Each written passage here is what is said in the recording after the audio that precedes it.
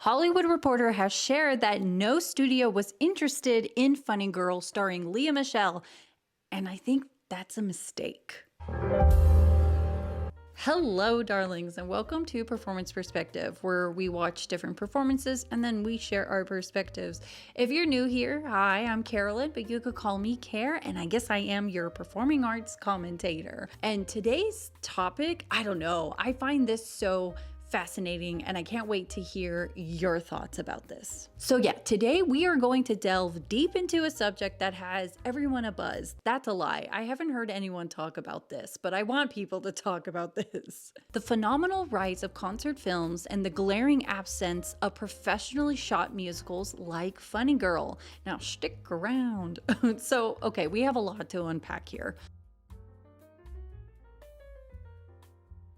First, let's talk about the concert film phenomenon that has captivated audiences worldwide. Taylor Swift's recent concert films stand as a shining example of this. We're talking about a record-breaking $37 million pulled in on just the first day of its US release. To put that in perspective, more than 26 million of that came within the initial 3 hours. Yes, you heard that right, 3 hours. The numbers are nothing short of astronomical. While concert films are making considerable noise, pro-shot versions of musicals seem to be missing in action, and this is a massive oversight. As much as Taylor Swift and her musical counterparts are garnering attention, the world of musical theater is left behind in the shadows, and that's a tragedy. Let's zoom in on Funny Girl, starring Lea Michele. Now I get it. I'm not a fan of Lea, but hear me out. I'm not a fan of her as a person, but numbers don't lie. She stepped into the role of Bryce and literally sent ticket sales through the roof. Critics were so enamored that Variety reported near complete sellouts at the August Wilson Theater. I mean, we're talking about 98 to 99% capacity night after night, and yet studios are turning a cold shoulder to the idea of a pro-shot version. Why? Now, I'm not gonna lie, when news circulated about a potential Funny Girl movie, I initially thought studios were going to go for a full-blown cinematic adaptation, but no, the buzz was about a pro shot. And if you don't know what a pro shot means, it's filming the existing stage production so that folks who can't make it to Broadway can still experience the magic in cinemas close to home. The entire set, costumes, and cast are already there, and all you need is some smart camera work and you're good to go. And given their production for events like the Macy's Thanksgiving Parade, we know they have the capabilities to pull this off seamlessly. It's not like pro shots haven't proven their worth. Hamilton's pro shot premiere on Disney Plus showed that not only could this format succeed, but it could also broaden the audience for musical theater. Then there's Mean Girls, which was supposed to debut on Paramount Plus, but got promoted to a theatrical release due to positive feedback. So why are the studios hesitating to jump on the Funny Girl bandwagon?